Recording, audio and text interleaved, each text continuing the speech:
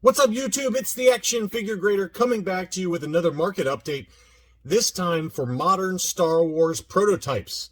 Early pre-production pieces that all sold over the last day or so, and I thought they were interesting enough to talk about in a separate video. So let's dig right in here in a second. But first, a couple of channel notes. Number one, I want to say congratulations to Jibber Jabber Action Figure. He is the winner of the Power of the Force Imperial Dignitary coin that was a giveaway on the channel. So I will be mailing that out today. Thank you for all who participated, and I'm sure once I get back from dealing with some family stuff in a couple of weeks, I'll do another giveaway. Second, I have a live stream coming up. My schedule is completely crazy, but I'm going to sneak in about 30 to 45 minutes to talk to Chris W. from Orange Droid Vintage Toys, a Facebook sales page. And the thumbnail is already up on the channel. It's going to be live on Saturday, September 4th at 4 p.m. Eastern Time. And so that's about 9 p.m. in the UK. So 4 p.m. Eastern Time, 3 p.m. Central, 9 p.m. UK time. Chris and I are going to chat very briefly about the state of the union, so to speak, for the vintage Kenner market. We're just going to talk about prices, what it means, where we think prices are going, and what he's seeing in terms of his sales on Facebook. And I'm also going to make Chris dig out some of his recent purchases. You will not believe some of the awesome items that Chris has picked up over the last few months. And I live vicariously through Chris. His budget's a lot different than mine, and he's got some incredible stuff that I don't want to spoil. I want you all to see it live. And we're encouraging viewer participation. We want questions. We want you guys to talk about what you're picking up. Anything y'all want to talk about. It's going to be fairly brief just because of my schedule. I've got my business partner out of town, so I'm working nonstop. And with me heading out of town, it's going to be a really quick one. But I think it'll be a lot of fun just to kind of talk about the market and to look at Chris's really cool stuff. So we look forward to seeing you guys there again Saturday, September 4th at 4 p.m. Eastern. So let's dig right into these awesome prototypes that all sold. The first one is one that I actually have in my collection graded by AFA. This is a Power of the Jedi 2001 Zutton, or Red Snaggletooth. And I have the exact same color scheme as this one. This one was incomplete, just like mine is. It's got the really black plastic, brown for the torso, a yellow crotch area, and then white legs. So lots of different colors going on with this one. And this one was very affordable. We're going to look at prices all over the map, and I'm starting with kind of more affordable and getting more and more crazy. And of course, the one that I wanted went for insane money, about triple what I was willing to pay for it. But we'll get to that one at the very end. But this Sutton's really cool, though, and I thought this price was fantastic. $42 for this was an absolute steal, in my opinion, for a prototype that's 20 years old. So, these first shot prototypes, they're basically tests that the engineers did to kind of test out the mold to make sure it's, being manufactured correctly. And they would usually run a few of these. I don't know how many exactly, but I would guess a few dozen. Some of them have date stamps and some of them don't. I'm assuming this one did have a date stamp just like mine did, but oftentimes you'll see kind of some minor wear and some kind of weird discoloration to the plastic like you see on his leg here. That's a very common thing you see, but a pretty cool prototype. You can see some more wear around the leg there. It might actually be some swirls. Oftentimes when they're doing these prototypes, they're just mixing a bunch of random plastics in. They don't really particularly care about the color. So probably, if I had to guess, some of the black plastic that was used for the molds accidentally got mixed in with the legs, and that's probably what caused that. So that's why you'll see some swirls sometimes. But anyway, $42 plus shipping is a great deal. Here's another one. This was an episode 1 figure. This is the Gungan Warrior, and it was all in kind of a lighter plastic. The arms are a little bit darker, a little bit more yellow than the rest of the figure. The rest, or at least the torso and the head, have more of a translucent color to the plastic. It's got some spotting there, as you can see on the plastic. And then the legs were the same kind of color as the arms. And that one sold for $57.89. I mean, that's a great deal for a modern prototype. And then this is an interesting one. So this is not really technically a prototype. This is more like a quality control piece.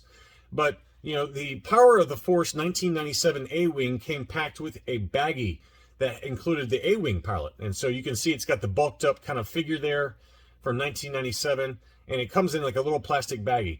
And it included this Kenner standard card. So this is not a pre-production piece. This is, again, more of a quality control piece. So the price is going to be a lot less.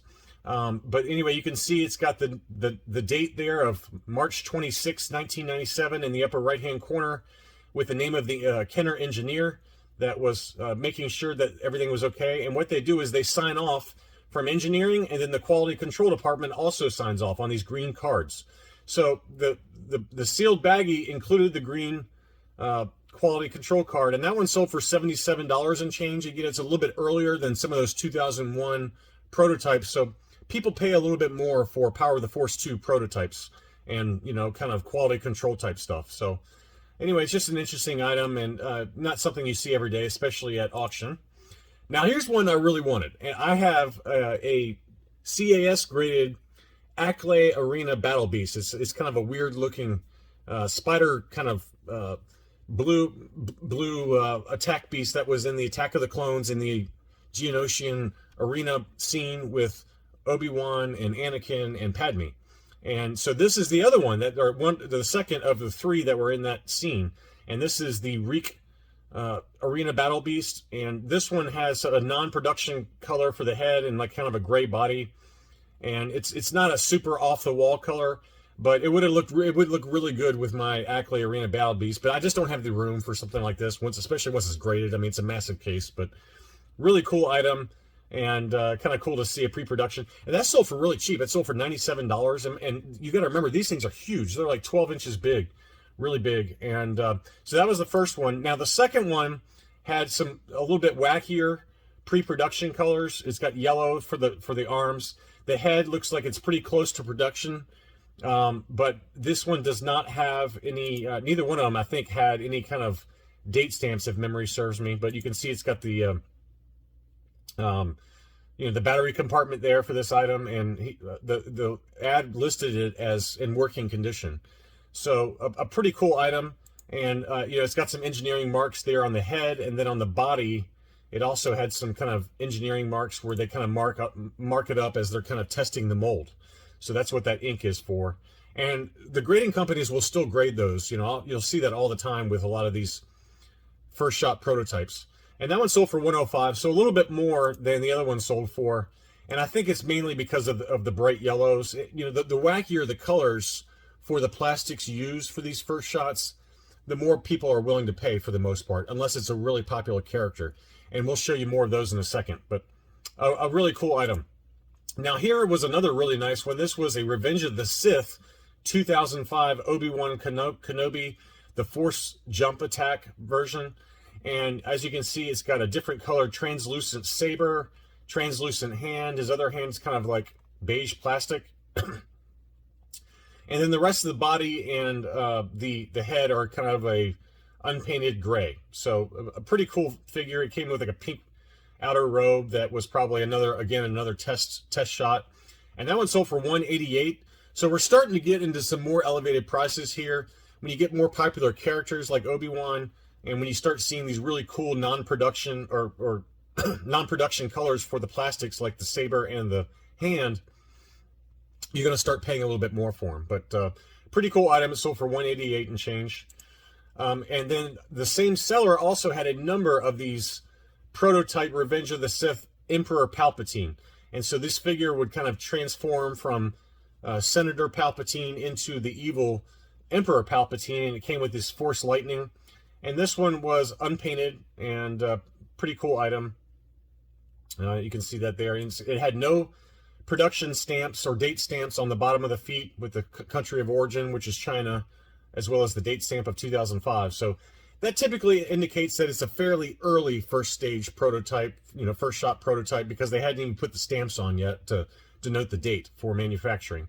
And that one only sold for $66, and that was the most affordable. This one had two in this lot. It sold, you know, this lot included two examples, very similar in terms of the color palette for those. I don't know if this one had the date stamps. This one also did not have the date stamps. As you can see on the bottom of the feet, there was no China or 2005 date stamp. Now that one sold for $260, so that sold for quite a bit more, but you're getting two figures out of it. So that was pretty cool. And then going back to my thesis about the wackier the colors are, the more expensive they're going to be. Here's the exact same figure, except it's got a different color to the lightning, different color to the arms, and then it's got this really wacky bright purple for the robe and hood, or a robe piece and the hood. So a lot more distinguished in terms of the brighter colors, and that tends to command more dollars. So that one sold for $320, so a really big number relative to the other ones. And then here was a really cool one. This one was Vader. It included an alternate hand and arm, along with two hands, alternate hands that could plug in the saber. And then the actual figure itself was really wacky colors. It had, again, two more hands, a bright red translucent head, and then a purple for the cape and chest piece.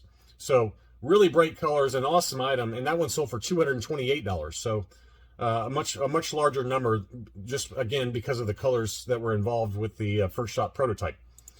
And then another one that always seems to be popular. It seems like R2, Darth Vader, and Princess Leia modern prototypes always go for big money, and this one was no exception. This was a Phantom Menace Episode 1 R2-D2, and it was white plastic with red legs, and it sold for a big number, $390. So there's just a lot of, I've noticed on Facebook and in the prototype groups especially, there are focus collectors that love to collect modern prototypes for certain characters. And the most common ones I see are Darth Vader, Leia, and R2-D2. So probably, if I had to guess, probably some focus collector picked this one up and is willing to pay a little bit more money just to add that to his run. So really cool item. Finally, this is the one I really wanted. This one was really cool. This one was a lightsaber attack Revenge of the Sith General Grievous first shot prototype.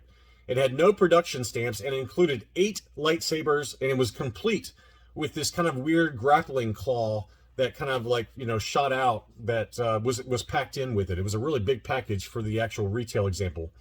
And then Grievous itself, it didn't have super wacky colors, but it was completely unpainted with no date stamps on them. I mean, just an awesome item, and it would have looked really cool in like a graded case to have all the lightsabers splayed out, along with the removable cape and the figure and everything. It would have looked like a really incredible item.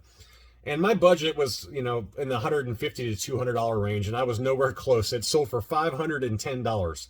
So that was easily the most expensive of this huge lot of prototypes that this seller had. But what an awesome, awesome item. And I could just picture this in my mind in a beautiful acrylic coffin with all the lightsabers all splayed out, and it would look really cool. But no way I'm paying $500 for it. But you don't see Grievous prototypes very often. And Grievous is becoming more and more popular as kind of the newer trilogy of films has, I don't know if it's gained any more traction with collectors, but it feels like, as we get further away from that newer trilogy and the kind of bad taste that the latest trilogy, the Skywalker, the Rise of Skywalker and Last Jedi and The Force Awakens, it seems like collectors are so angry about how those movies turned out that I think that they're gravitating towards these first shot prototypes a little bit more from the newer trilogy that Lucas did,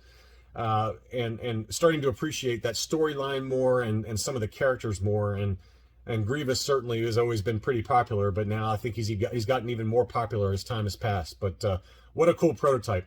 Anyway, it's something a little different. I know that I don't cover prototypes a lot, but I just thought it'd be interesting to take a look at this massive lot of modern prototypes that all sold at auction, just so you can get a sense of prices out there in the current collecting environment. If you're new to the channel, welcome. I hope that you enjoyed the video and you'll consider subscribing. And thank you to my Patreon supporters as well as my existing subscribers for viewing. Thanks again, and I'll be back soon, and I hope to see you on Saturday, September 4th at 4 p.m. Eastern Time for our very brief live stream. Me and Chris W. will talk about the state of the vintage Kenner market. Talk to you soon.